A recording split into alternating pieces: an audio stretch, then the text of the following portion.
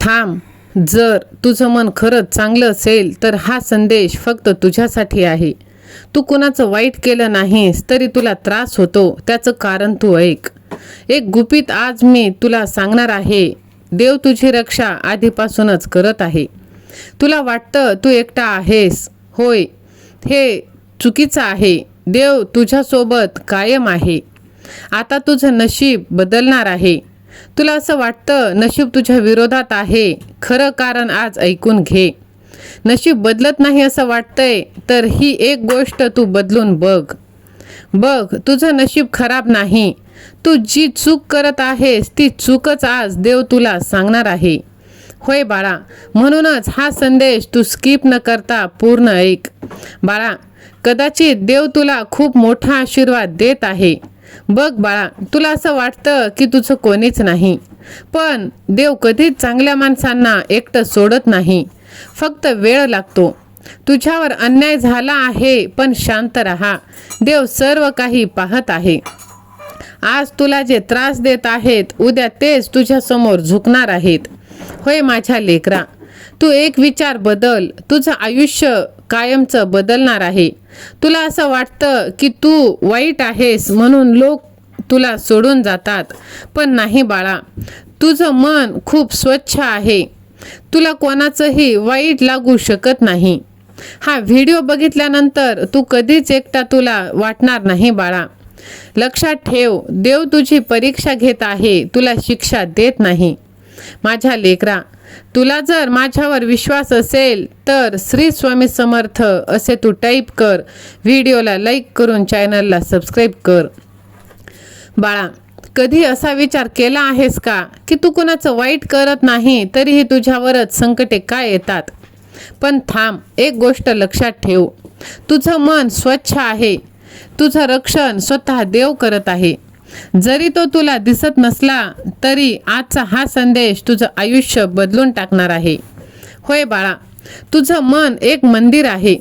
जसं मंदिर स्वच्छ ठेवलं जातं तसंच तुझं मनही स्वच्छ ठेवणं खूप महत्त्वाचं आहे. जर तुझ्या मनात कोणाबद्दल द्वेष, मत्सर किंवा वाईट भावना नसतील तर देव असल्यातच वास करतो. अशा माणसाला कोणाचंही वाईट लागू शकत नाही, कारण त्याच्या भोवती एक अदृश्य संरक्षण असते, ते म्हणजे भगवंताचं. होय बाळा, अनेक वेळा आयुष्यात अन्याय सहन करावा लागतो.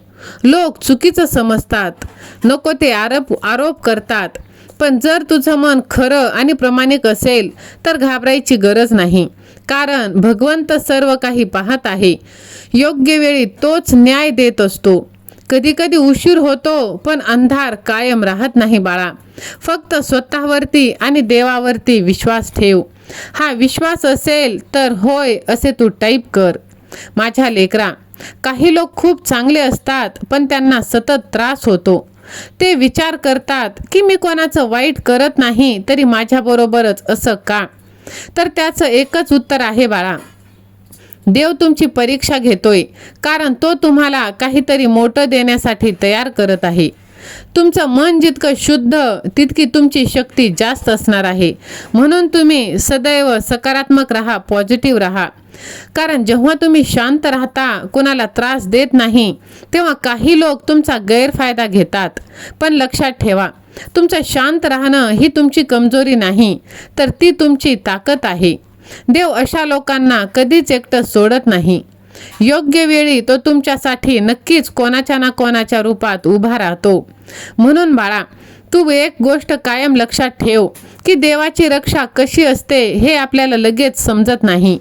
कधी एखादी वाईट गोष्ट टळते, कधी एखादा चुकीचा निर्णय आपल्याकडून होत नाही. हे सगळं देवाचं संरक्षणच आहे. आपल्याला वाटतं की हे योगायोग आहे, पण ते योगायोग नसतो. तो देवाचा इशारा असतो आणि साक्षात देवाचा आशीर्वाद असतो. जर तुझ्याही सोबत असा काही प्रसंग घडला असेल तर ते कमेंट करून देवाचे तू आभार मान. होय माझ्या लेकरा, तुझं मन स्वच्छ ठेवणं आणि चांगलं वागणं हे खूप महत्त्वाचं आहे. तर यासोबतच स्वतःला माफ करणंही खूप महत्त्वाचं आहे.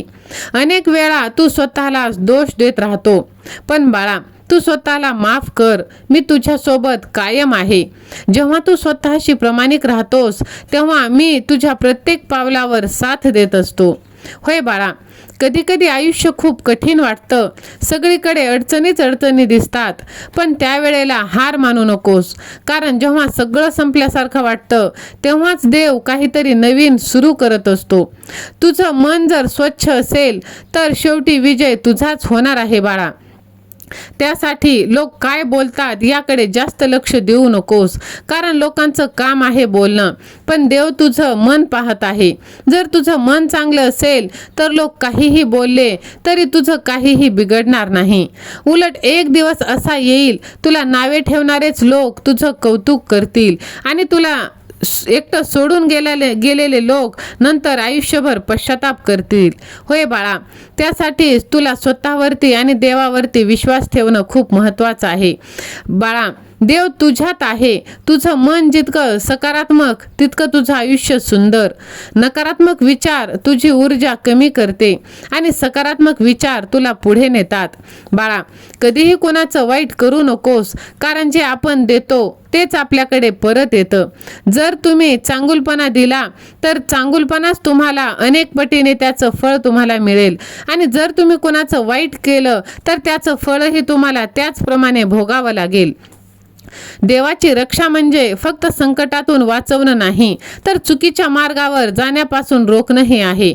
कधी कधी आपल्याला एखादी गोष्ट मिळत नाही आणि आपण निराश होतो, पण नंतर समजतं हे मिळालं असतं तर कदाचित माझं नुकसान झालं असतं. आणि हीच खरी देवाची कृपा आहे. सहमत असाल तर स्वामी सेवा आणि मी असे टाईप करा आणि हा संदेश आपल्या प्रियजनांना शेअर करा. माझ्या लेकरा, जीवनात कितीही अडचणी आल्या तरी एक गोष्ट कायम लक्षात ठेव, तू एकटा नाहीस. देव कायम तुझ्या सोबत आहे. फक्त त्याच्यावर विश्वास ठेव.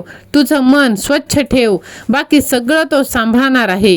होय बाळा, देव तुझ्यासाठी योग्य वेळेची वाट पाहत आहे. कारण त्याला माहीत आहे कधी, काय आणि किती द्यायचं आहे. त्यामुळे तू संयम ठेव.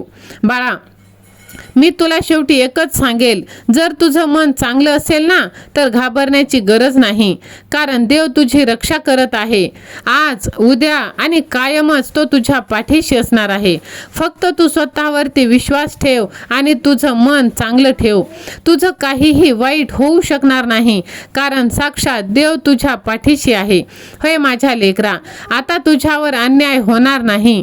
आज जे तुला त्रास देत आहेत उद्या तेच तुझ्यासमोर झुकणार आहेत. बाळा, तू जे सहन करत आहेस, तू रडत आहेस, त्याचा शेवट आता जवळ आला आहे. फक्त तुझ्या देवावर तू विश्वास ठेव. बाळा, तुझ्या आयुष्यातून सर्व वाईट गोष्टी आता निघून जाणार आहेत. तुझं शांत राहणं म्हणजे कमजोरी नाही, तर ते आता तुला तुझी ताकद बनून दिसणार आहे. बाळा, देव तुला वाचवत आहे. तुला सर्व काही संपलं असं वाटत असेल, पण देव अजून तुझ्यासाठी काम करत आहे. म्हणूनच बाळा, तू एकटा नाहीस. माझ्यावर विश्वास ठेव. श्री स्वामी समर्थ. धन्यवाद.